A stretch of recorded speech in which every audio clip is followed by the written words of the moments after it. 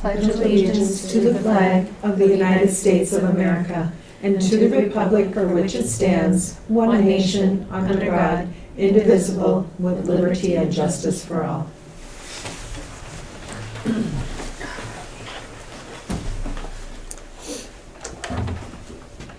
We do the reading of the Butterfield-Odin mission statement. Normally that's done by the superintendent. Is he on currently, or do you want me to read it? I'll have Pam read it. Thank you. The Butterfield-Odin Public School provides a safe, welcoming, and challenging learning environment for all students where differences are assets. We partner with families to instill the qualities whereby all students are engaged in and accountable for their learning. Thank you. Can I get an approval of the agenda as presented or amended? Madam Chairman, unless anybody has anything to add to the agenda, but otherwise I move that we approve the agenda. I have a motion by Christy. Do I have a second? I second. Susan, second. All in favor? Aye. Opposed? Carried. Approval of meeting minutes.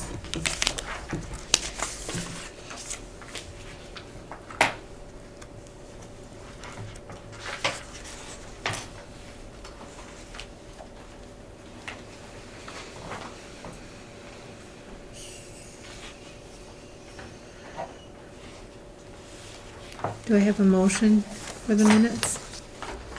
A motion. Susan makes a motion. Is there a second? I'll second. Katie, second. Any discussion?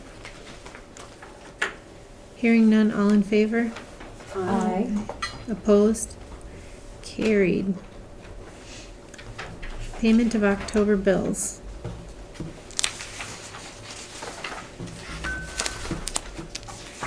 Does anyone know if Andy reviewed the October bills? I'm not aware of him coming in to look at them. You didn't? I'm not aware. Okay, thank you.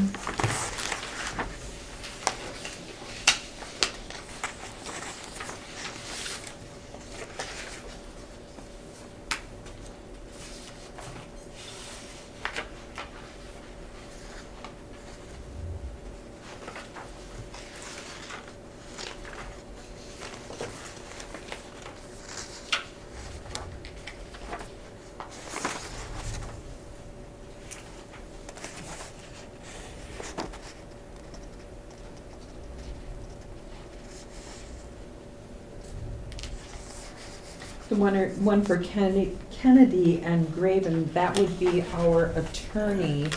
And I'm wondering if maybe they reviewed the ballot, for the upcoming election to make sure that. Otherwise, I don't know what that would be for. I'll make a motion to approve the payment of the October bills. All right, Pam, do we have a second? One second. Susan, second. All in favor? Aye. Aye. Opposed? Carried. Information. Enrollment report? Is he not on yet? Is he supposed to be in? I thought he was- Is he coming on? Yeah, I just had texted him, he was in the waiting room. Okay. So he's right behind you now. He's on. There we go. Should be able to hear you. I am here. All right, we were just on the enrollment report. Perfect timing. One second. Let me give you just a bit of information about last year, first of all. We had, at the beginning of last year, we had 206 students. If you look at just K-12, 219 if you look at the VPK through 12th grade. But let's not look at VPK anymore because it gets confusing. And we don't get that many dollars for that anyway, so let's just look at the numbers. We started the year last year with 206, we ended the year with 204. Not uncommon at all to lose a couple of students, but obviously we would have liked to have that not be the case, but we made up for that because this September, the last time we talked, our K through 12 number was 215 as opposed to 204 at the end of last year. So we actually gained 11 students over the end of last year. And the October report, which is what I'm really talking about today, is actually one more. We have 216 students K through 12 in our school today, which is a great increase over what we've had in the last year or two.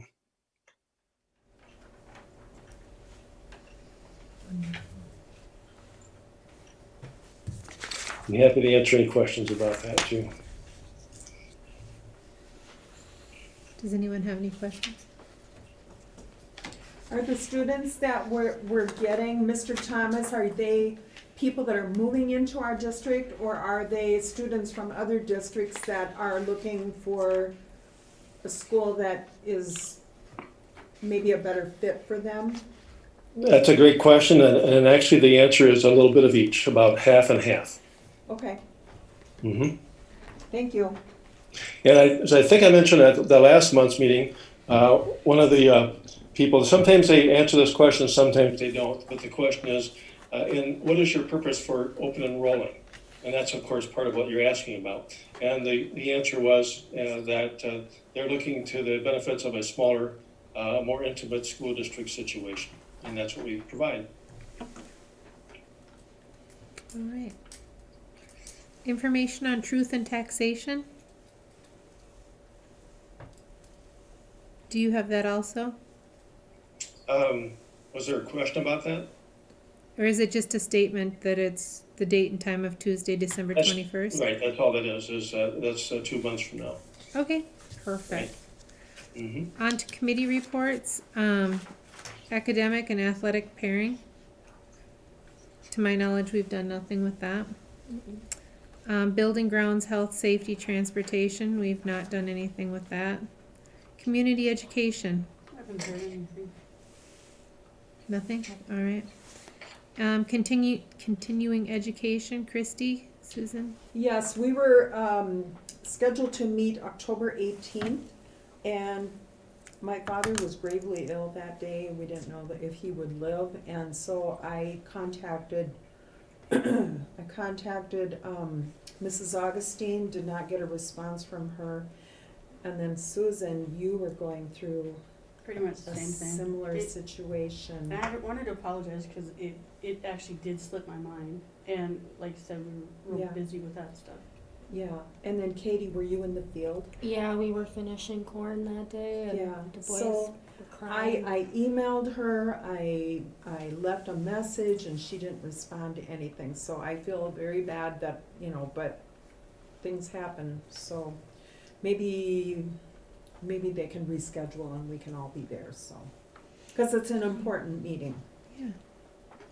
I'll try to get a hold of Luann again and just see, what's going on. I want her to know that it's not because we didn't care and want to be there. Right. All right, meet and confer. We haven't done anything with that since, have we, Christy? No. All right, negotiations, have you heard anything from negotiations? I have. You're asking me? Yes. I have. Just today, I received an email from the one of the union individuals who said that they're interested in starting negotiations anytime soon. That's the first we've heard from them with regard to that. So we'll set something up in the next week or two to get that going. But this is the first time that we've moved ahead with that. All right, perfect, sounds good. Mhm. Look forward to that. Personnel, have you had anything from? All right, Riverbend Education. Riverbend is plugging along, still wearing masks. We vote every month to see, students are accepting that very well. Working on some remodeling still there. I had the honor of taking a little bit of a tour to see what they do. They're remodeling some of their rooms for some of the students that were, the particular day I was there, some students that have some higher needs, and the things they do there are amazing. So if you ever are interested, look into it, just to see what they do there. It's an amazing process, and it's good that we have that in our Access. district. We have access to that. Yeah, it's very important for those students. So this is I'm really proud to be on that board. So staff development, Christy. I have not heard anything from the staff, so they must not have any requests at this time. Okay. I have not heard of any either, Madam Chair. Technology, Andy. Watman Family Collaborative. Nothing. No. Wellness. Nothing. Okay, and World's Best Workforce, we have not met. Superintendent's report. Madam Chair, just a few things. The school, as I've mentioned before, has gotten off to a great start. We're actually a month away from the end of our first trimester, which is November the 30th. And I wanted to update you on a few of the things that we've been doing. With regard to COVID, I'll mention a few things, and then Mr. Walker probably has much more. As you know, thanks to our moderate COVID case numbers, we've started school as normal. Everyone is present. There is no distance learning taking place whatsoever. Masks in the classroom are optional. For example, if mom and dad want their youngster to wear a mask, of course, we want them to do that. But there is no state requirement, nor are we thinking of a requirement for masks in the classrooms. There still is because of the state requirement, though, on the buses. And the last point about that, we'll be starting off with the staff testing soon, probably next week, and that will be on a voluntary basis as well. Our two new soccer teams, United Soccer teams, got off to a great season. We're about done now, but I suspect few thought we would have had such a great turnout of students, as well as those watching the players do their soccer fanciness. It's really kind of amazing what kids can do with their feet like that. Just a reminder, we'll soon be beginning the pairing conversations, though. You mentioned that just a moment ago, Madam Chair. We will be getting those conversations in the next week or two for next school year. Summer school and our summer school grant, just a reminder that we finally were able to get all the data together to submit our summer school information to the state just this last week. Many thanks to Kathy Slayland, especially for what ended up being a whole lot more information that we had to collect and present to the state. But we did it. She mostly did. So that's why I'm giving her congratulations on that. We officially had 103 students attend summer school, which is, as you know, the largest number ever. That's our official number, 103 students. And that's actually more than half of those who are eligible to attend. Due to these high numbers, we qualified for over $40,000 in summer school grant money from the state. So we had a great summer school with actually no costs whatsoever to the district. The funds we received paid for transportation, for staff salaries, numerous resources and classroom materials, and much more. And we do expect a very similar situation with funding and student participation next summer. And we've already been committed by the state for $38,000.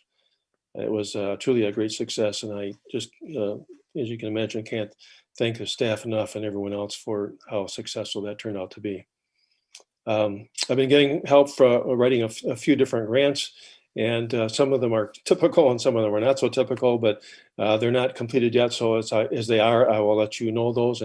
And as we hear about the responses, whether we get them or not, I'll also let you know about that too.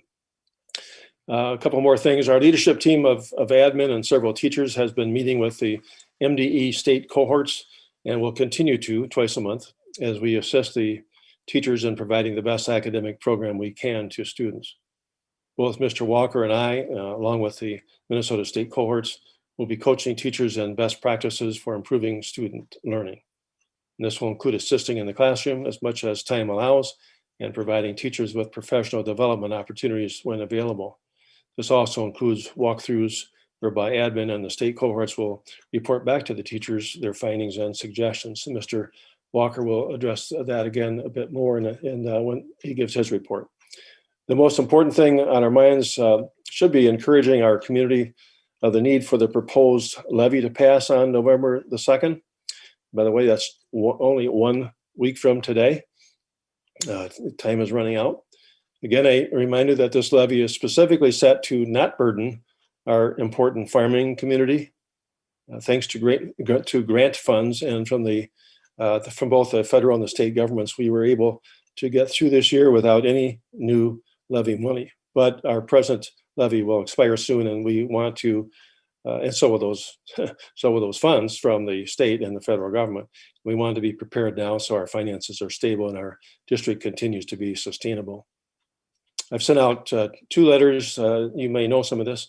You probably received them. I've sent out 2 letters explaining the importance of the levy. The second one emphasizing that the state income tax credit is available, which provides a substantial income tax credit if your property tax goes up more than 12% in any particular year. So the first letter also contained a link so any taxpayer can determine their tax impact when the levy passes. But of course, we don't know people's income in those homes, and so we couldn't include the income tax credit at that point. Some people would actually be getting an 80% return on the increase that they would otherwise have gotten from their property tax, by the way. So these are substantial returns on this first year of the tax. Also, 2 postcards were sent out by the staff, which highlighted important points about the levy and why it is important that it pass. And as you probably heard, I also presented a PowerPoint conversation in the school gym Tuesday evening, the 5th of October, to explain what the levy vote was all about and answer any questions of the community. And we couldn't do that last year, but we were able to do that this year. So that's my report, Madam Chair, but more than happy to respond to any questions about any of those issues. Are there any questions? Mr. Thomas, I thought the public meeting went very well. I walked out of there feeling positive about how the community received, and terrific questions. The community had very good questions, so.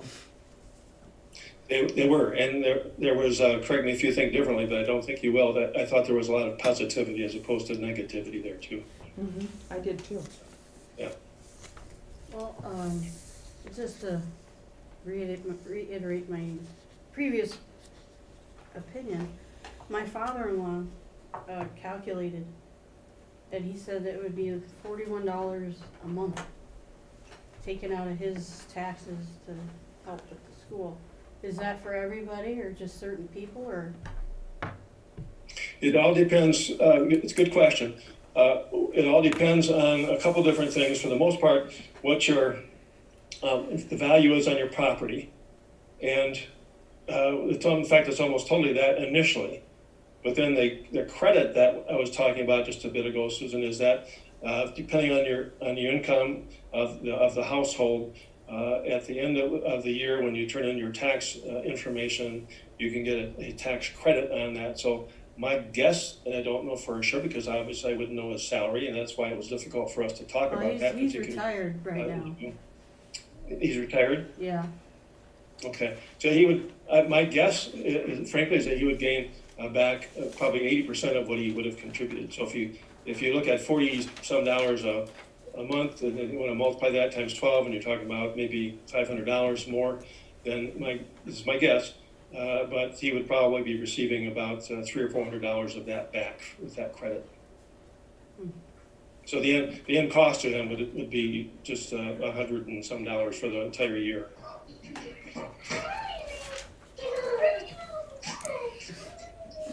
You got some kiddos in the back there? Excuse me, guys. I'm on something. I just had to quickly turn it down. There's going to be no talking. I'm in the middle of a board meeting, for Pete's sake.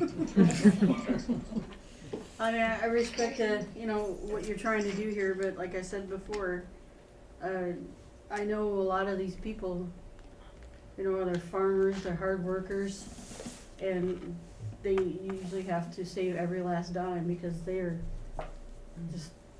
But if you're we getting end up taxed to closing, they're Yeah. gonna have to take on the tax burden of the neighboring. It's Yeah. gonna be way more. Yeah. And keep But, in mind, Susan, yeah. what we did this time, don't forget, is we didn't have that second levy question. That's what would have cost the farmers more money. This one is substantially less. Well, it doesn't tax the farmers at all. It's not even intended to. This is just for all individuals. For a farmer, it would be their home, their garage, and an acre of land. That is it.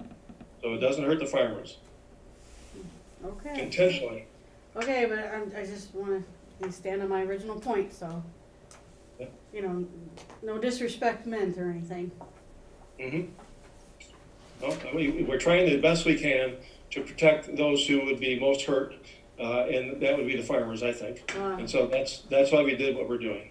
Well, I was gonna ask a question if that's okay. Mm-hmm. I know this is a little off the wall here, but would it cost us more if we turned Butterfield into a charter school instead of a public school? I mean, it's just a thought. My sister-in-law brought it up the other day, and I was just wondering. Charter schools get a fair amount of money from the state, but they don't get as much money from the state. So I've never calculated the difference between the two, Susan, but my guess is that we would be getting less money if we became a charter school.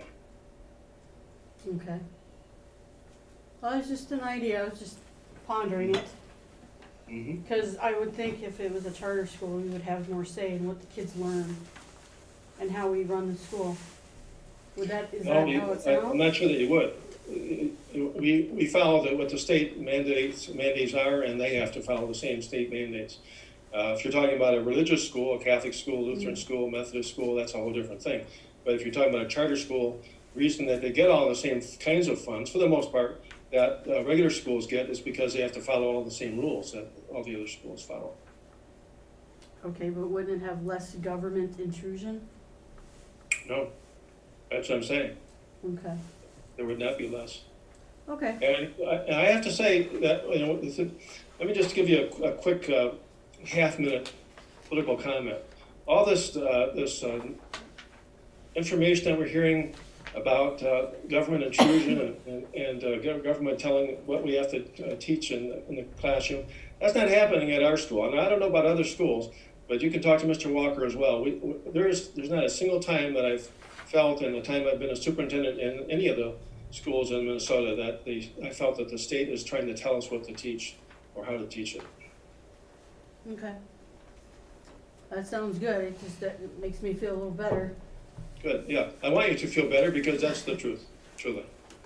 I believe you. I just, Mm-hmm. I just want our kids to grow up to be good people, the stuff that you see and hear on the news it's a little distressing. Yes. I think we all feel that way. Actually, I say not a little distressing, it's very distressing, Right. so, Well, thank you, Mr. Thomas. We appreciate it. thank you. Mhm. We'll move on to the principal report. Good evening, everyone. Through my report, piggybacking off of some of the data or walkthroughs that Mr. Thomas was talking about, we are doing walkthroughs. We'll do those. They're a systems check to see how we are doing as an entire system, K through 12, as a teaching staff, utilizing specific pieces that we've identified for our school improvement plan. So they started this week, and myself and our cohort, Brittany and Janelle, are going in and out of classrooms and recording and taking a survey of each lesson that we participate in or look at. Through that, then we'll utilize that data, and the leadership team will look at that this next Monday and present that to our entire teaching staff to see where we're at as a system. And then that information will drive the professional development that we participate or provide as a leadership group to all of our staff on December 3rd. This past currently in October, which we are still in, on the 5th we had our first student leadership meeting. with our high school students. We'll meet again this week, Thursday, to create a survey questions for our students about community engagement. Our high school is unpacking data to deliver identified needed support in the areas of math and reading.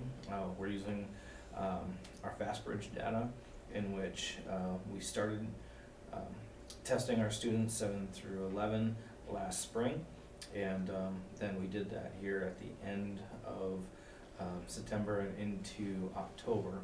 So we're identifying where our students are specifically at and looking at intervention pieces to meet the students where they're at to move them forward.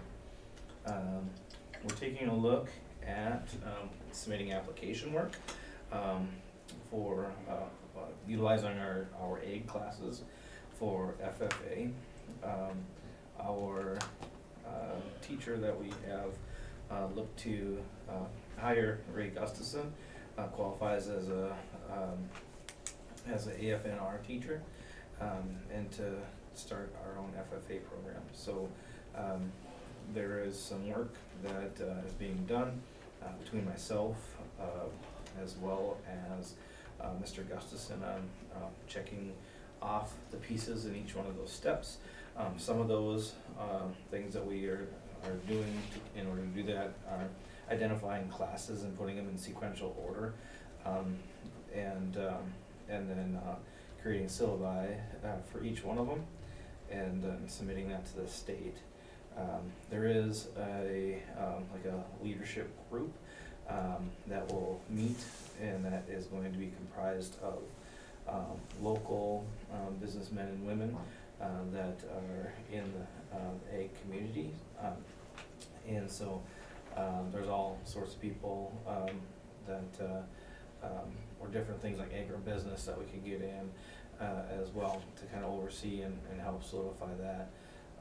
One of our board members, Andy Pearson, has said that he would participate on that board, and I'm working with him to identify some different either farmers, businesses, or community members to join that piece as well. Our very first one that we have slated, A class, is livestock and poultry production. And the two students that were a part of, or have been a part of FFA that are in our high school, met with them over the course of the last few weeks. And as I gave them the list of sequential classes, they weren't in sequential order. They were just listed on ones that we were looking at, that we had identified that, you know, we as a school and what we have or have the capabilities of creating here within the school right now.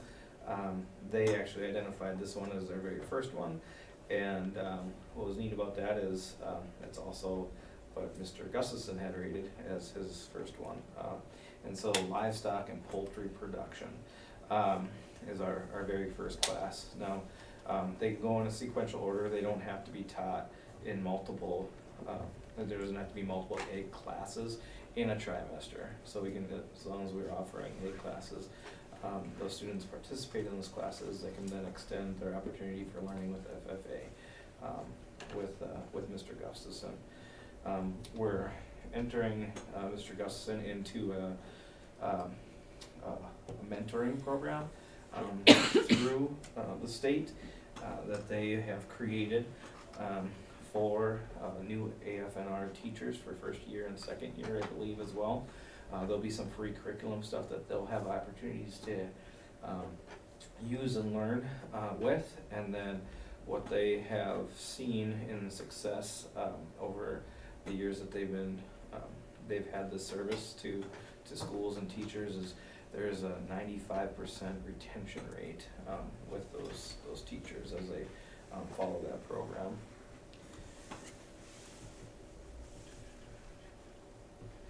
Fall sports are wrapping up, and a summary of all the sports will be given in November's board meeting. For our PLCs on October 6th, Our teachers were involved with a co-teaching group with Dr. Amy Young, the multilingual specialist, and the teachers that are involved directly in that are the ones that participated with her. So essentially what we're looking to do is we're also mimicking what we're trying to do in the classrooms, which is differentiating for specific needs. There's that, we went over and staff has an idea of what co-teaching is and the validity behind it and why we're doing it. But now the ones that are practicing are the ones that are getting that attention in a smaller group. Whereas the other portion, about half of the staff, met and we went through Talk, Read, Talk, Write, which is an engagement and collaboration strategy that involves reading and writing, which is one of the multilingual specialists pieces that she's also involved, brought to us, and we've done some practice with. And with that, it will help all students in the classroom to be able to collaborate, talk, read, and then work on some writing prompts as well. On October 13th, the elementary teachers met in their small group and sessions and took a look at their standards and skills that they've utilized so far in the school year. What they're doing is they're creating list sets of each one of these skills with a list of their students, and as they've hit those and worked on them through a variety of different avenues for the students to show their knowledge and where they're at, and then they're marking their students on that progress so that they know specifically who has it, who still needs to work on it, and who can move forward and deepen their thinking in that area, not be taught a brand new thing. So when you take a look at different GT programs or talented and gifted programs, that's the idea, is not to teach them something brand new in that area, it's just to deepen their thinking and understanding on that. The high school then took a look at the Fast Bridge data as we have just finished up with the secondary assessments with that piece, and they're identifying the students in which they have shown where they need the most assistance and where they're at, and specific interventions will be deliberately delivered to those students through the gen ed classroom, as well as some other adults within the school as well. PLCs to come.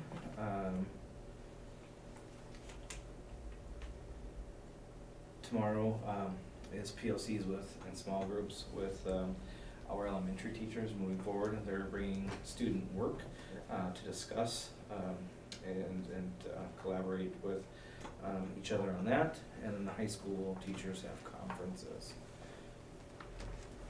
May 3rd, or excuse me, boy, I'm jumping way ahead. November 3rd, the first Monday of first Wednesday of each month, Dr. Amy Young will come in. So they'll be coming in, reflecting and taking a look at language objectives and talk, read, talk, write stuff. One thing that they did at the end of their meeting in October was to create a goal for themselves on the things that they've know and are learning or trying to work on and bring in. So they made like a verbal commitment and goal to where they what they wanted to specifically work on over the course of 4 weeks, and so they'll be revisiting that as well. Excuse me.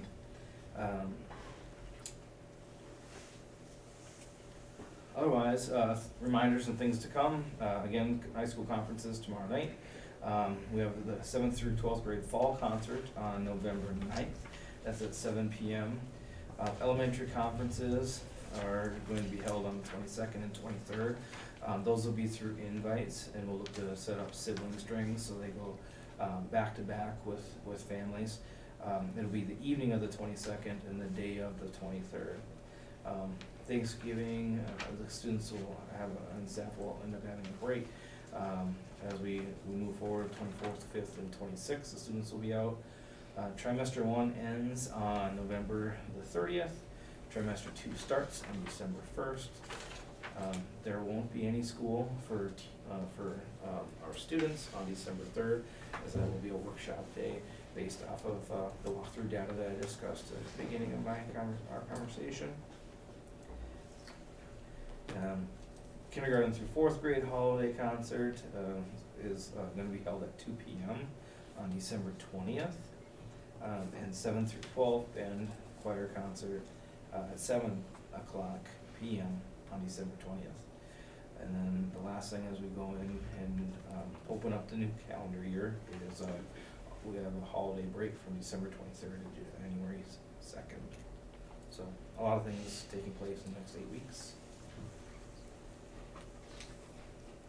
And with that, we look forward to having families in the building and celebrating some different pieces and hanging out.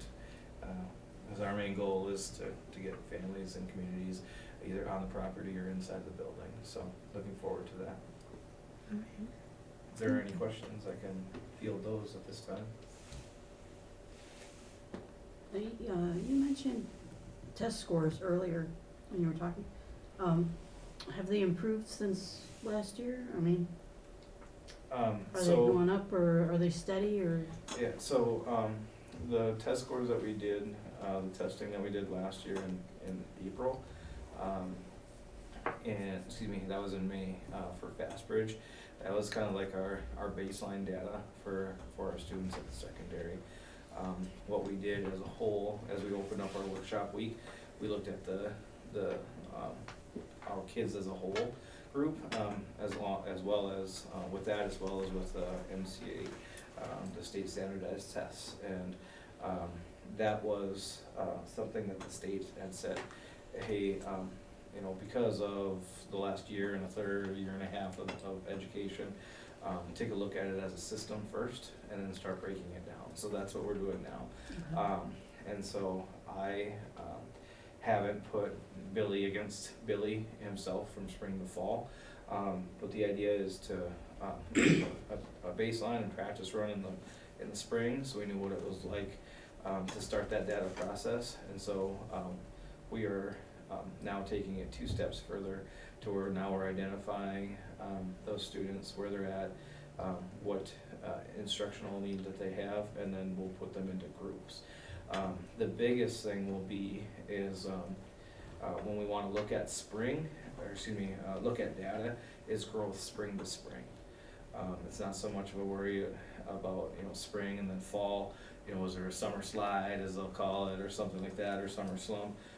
We want to know that at the end of the school year, and comparing that to the next school year with that individual student, which will be most likely with a different teacher, especially at the elementary level, etc., that we're seeing growth there. So to answer your question, Susan, we haven't broken apart that way, but we'll really be looking at spring to spring for as we close out this school year. Okay. All right, thank you. On to action items, snow removal. Is Mr. Thomas still on? Here. All right. Just letting you know that we're going to be putting out to bids the snow removal. We're actually not going to be taking an action on that issue today, but at the November meeting, we will be looking at the different bids. Typically, if I may say, we get one and we go with it, but we'll be looking at the bids at that point and making a decision on that choice. So there isn't any action that we have to take on that particular issue. It's really more of a informational point for us. Okay. One Act Play Director's resignation. We had the One Act Play director, Josh Altman, asked for his resignation because he's doing some other things for us as well. We appreciate all of that. And so we also appreciate the time he's put in to be the One Act Play director, but he's asked to resign from that position, we would be wanting to seek another person, but obviously also accept his letter of resignation with appreciation for his service to us so far. Okay, Madam Chair, I move to accept the resignation of Josh Altman as the One Act Play Director for the school year 21-22, with appreciation for his previous leadership. motion by Christie, second by Caitlin. Any discussion? Hearing none, all in favor? Aye. Okay. Opposed? Carried. On to canvass election results. Madam Chair, we, after the election on the 2nd, we have to actually officially canvass the election results. And so we have to establish a meeting date and time to do that. There's just some parameters that we have to follow. It can't be before 3 days after the election, which would, since the election is on the 2nd, it can't be before the 5th. It can't be after the 10 days later, which would be the 12th. So anytime that you would think it would make sense for the board to get together, and this is obviously about a 5 or 10 minute meeting, to do that canvassing, whatever the board finds most convenient, essentially whatever night or during the day, I guess you could do too, would make the most sense for you the week after the election. I'm available the 8th or the 9th. I don't know what everybody else's schedules are. What is much the 8th open. and the 9th? What? I'm pretty much open. Okay. What's about the you, 8th and the Katie? 9th look like? Same. The As 9th long as is- harvest is done, right? Yeah, we're done with everything except pumping. The 9th would work for me too. The 9th would work for you. Yep. What day is that? The 9th is a Tuesday. Okay. That's fine. The 9th Do is the- the concert. What time? Oh, What time is the concert? It's at 7 o'clock. Could we meet at 6:30, being it's a short meeting? yeah, let's do it. Okay. 6:30. In here? Yep.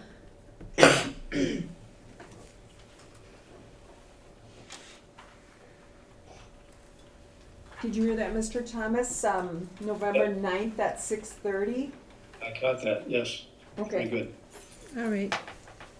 Do you want to make that a motion then, Christie? yes. I move that we approve the date of November 9th at 6:30 PM to canvass the election results for the Butterfield-Odin ISD number 836, special November 2nd, 2021 election. All right, do I have a second? I'll second that. Suzanne seconded it. Was that Susan? Yeah. Yes. Okay. All in favor? Hi. Aye. All opposed? Carried. Levy consultation contract with Northland Securities. Madam Chair, the next two are having to do with contracts.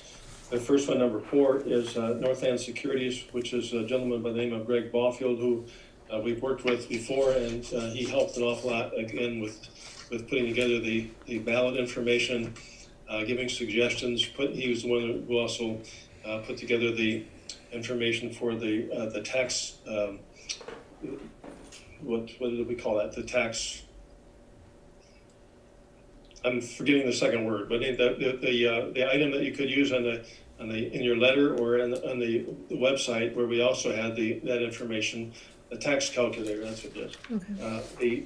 He put that together, and last year he charged us $3,000, and I said, you know what, Greg, I'd like to have us be charged less than that, and lo and behold, he actually did. He's worth far more than $3,000, but we brought him down to $1,500, so Madam Chair, if we could, I would like to have us all support the consultation contract with Greg Butterfield, which is also the Northland Securities. All right, do I have a motion? I move to accept the contract with Northland Securities and Greg Butterfield to approve assistance to the district regarding our levy election. Do I need to put in that $1,500 amount? No, that's in the It's in the contract. Okay, we're good then. Mhm. All right, do I have a second? I'll second. All right, Ms. Caitlin seconded. Motion and second, all in favor? Aye. Aye. Opposed? Carried. And I guess we have the removing from the table approval of the Excel Energy. First of all, we have to remove it from the table. We tabled it last month. So we just take a simple vote to remove this from the table, and then we can discuss it. Okay. Do I have a motion to remove that I'll from the motion. table? Okay. Susan made the motion. Who seconds? I'll second that. Christie seconded. All in favor? Aye. Opposed? Carried. All And right. then, I'm sorry, Madam Chair, we essentially we have three, well, a fourth choice is, which is to do nothing, but we have three choices with regard to this. One is quite inexpensive, and if you recall, and I apologize, I didn't get that in front of you again, but we talked about it, and frankly, it was in small print that you could hardly read it anyway. But the first choice was to just relamp all of our lighting throughout the entire building, and for that, the total project cost would be about $60,000, but then we get energy savings and we get a rebate and another rebate. And so when you're down to what we actually would end up paying for it, the cost is $42,783. So fairly inexpensive. The payback, because of our savings and so forth, actually is less than 2 years, believe it or not. So because of all that, it's an excellent situation.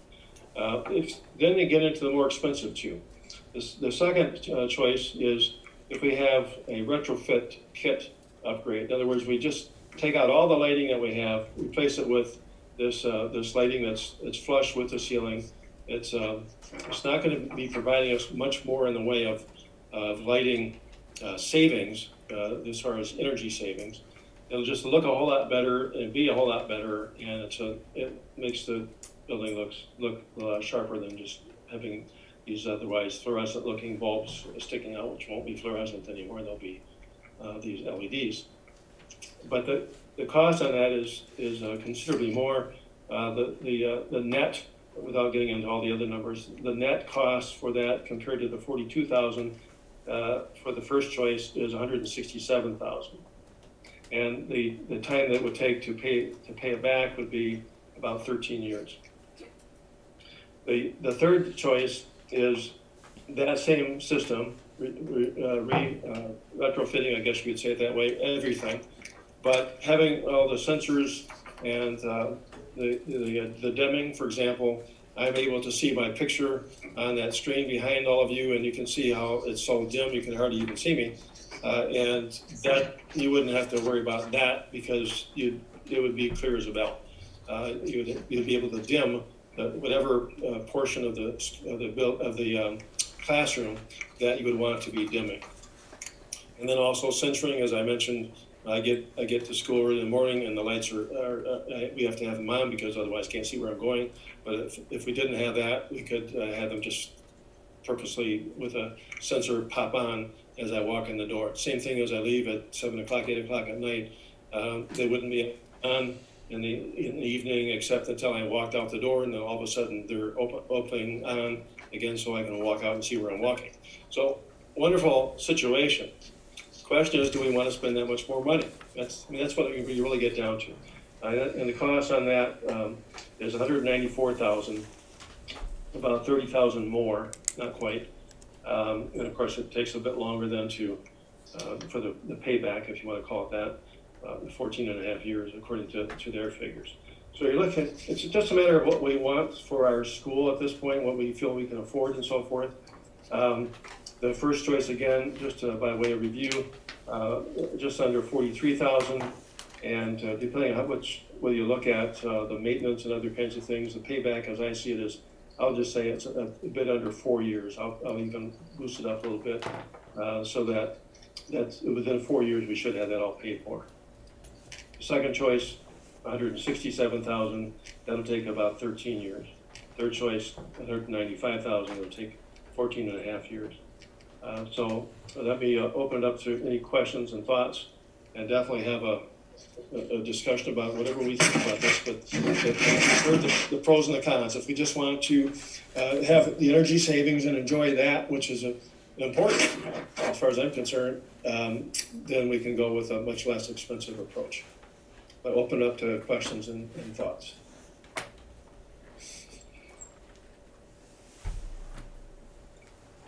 I don't know if I asked this question or not, but how long would that take for the whole school to have the lights retrofitted?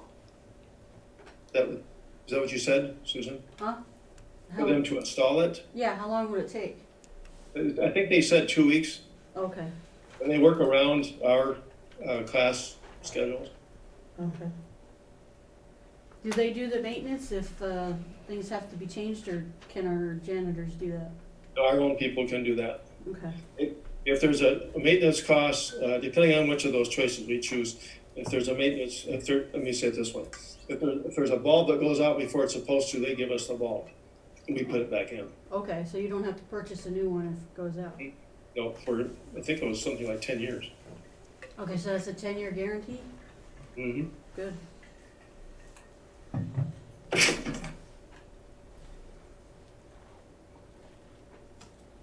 Any other questions? Can I ask a question? Yes, I'm sorry. Yeah, go ahead. So who presents this to you, like to the school board? I mean, we've had, at our business, we've had people come in with different lights and show us what they're gonna look like and what it does. I mean, are they supposed to just make a decision with just that little bit of information? No, we had probably a half-hour, 40-minute discussion last month about this. Have We they had the gentleman who would be installing these, his company would be installing them. He was on the telephone with us and answered all of our questions at that point. So I haven't actually seen it. Mm-mm. You haven't seen what? We haven't seen them. The people? The lighting. Samples of the lighting. Oh.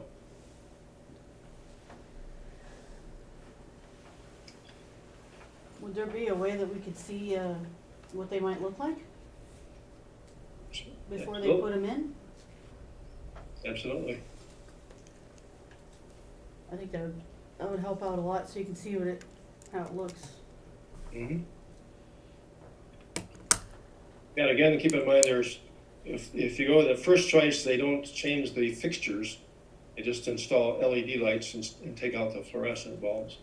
If you go with either the other two choices, they put in, they take that out, the whole system out, and they install, that's why it costs a lot more.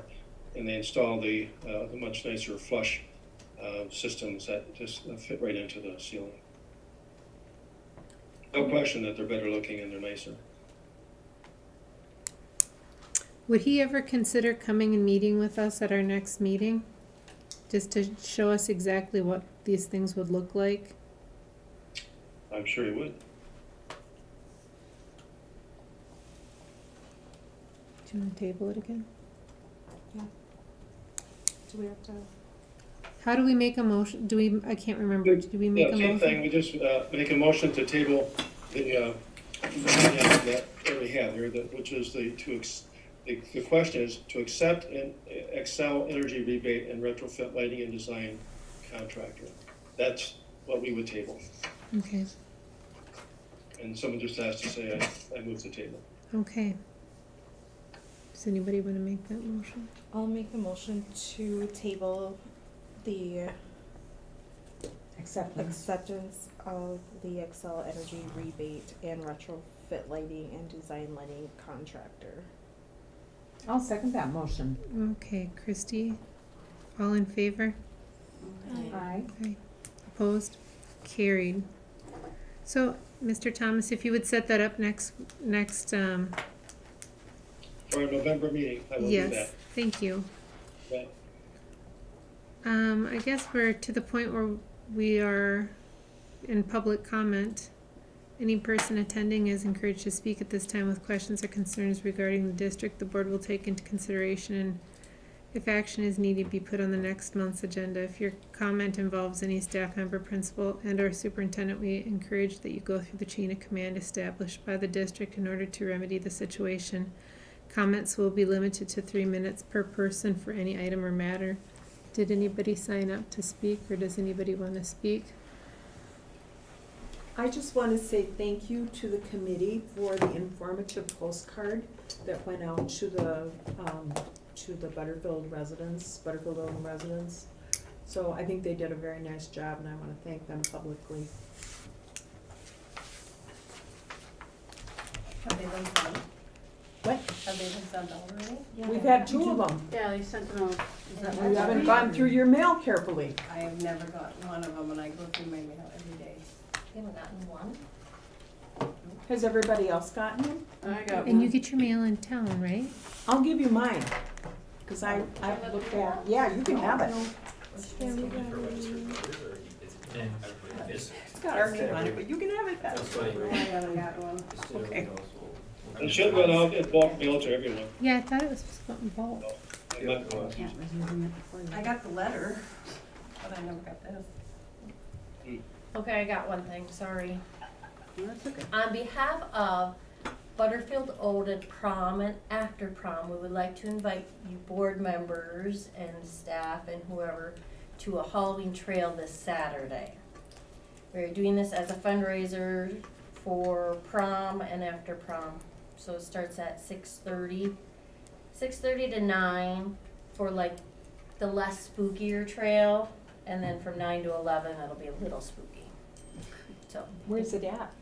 on the south side of Voss Park. We'll start at the boat landing on the south side, and it goes to the Boy Scouts camp and then back. It's in the dark. It's in the dark. I have Not terrible, I have 6:30. terrible night Yes, vision. Not at 6:30. You come at if you go. 6:30. 6:30, it's a little, it's light out, yeah. Can I bring a flashlight? You can. I'll push you in a wheelchair. Thanks, Pam. Right into the lake. Yeah. That's easy enough to where my boys can go. Yes, yes, and I can go and, yeah. So. Yeah. I guess I asked, they know, they've been able to meet my boys. They're 4 and 6, so. Yeah. I don't get much sleep already, so I just need to make sure I'm not gonna Yes. lose more. No, that's kinda why we stemmed it, cause Kinsley is younger too, and you wanna get the whole community out, so Yep. the less spooky during the. And there has been people talking about it since the Facebook post Yeah. went out. Like, Good. my mom doesn't do scary stuff, and she's like, "Well, we could go to Butterfield." I was like, "Heck yeah, it's 2 miles from my house." We're all going at my house. We're having a huge family Halloween party, and then everybody's heading that direction, so. Awesome. That would be good. Yeah, it's the talk of the clinic I was super too. excited to see that. So you just show up at 6:30 and there's somebody there that'll tell you Yep, what to do? we'll have signs and all that, and it's $3 admission, and that goes to the prom and after prom. Okay. Very fun. That's all I. Thank you for doing that for the school and the community. Very nice. And for those of us who love Halloween.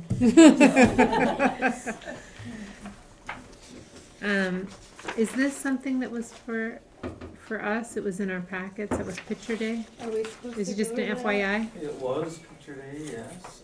There's retakes, I think, November 5th, Okay, 4th. 4th. Was it for like your badge? things? You know, like when I go to the in-person school board Have you guys come in conventions. before? Did you do yours already? I did. I did. What a It's a pretty nice bulldozer. mug. Monday, come on in. It's my birthday. I'll come take my birthday photo. How about if I just send one All right. email? So we are supposed to go to this. Yep. Okay. If there's nothing else, then we'll adjourn the meeting. Do I have a motion for adjournment? I move that we adjourn the meeting. I'll second. Christie, Susan for second. Who's the second? Susan. Next regular board meeting is Tuesday, November 23rd, 7 o'clock. For those of you who survived the trail, we expect you here at the media center. And their meeting is adjourned. 7, is it 8? Okay, well,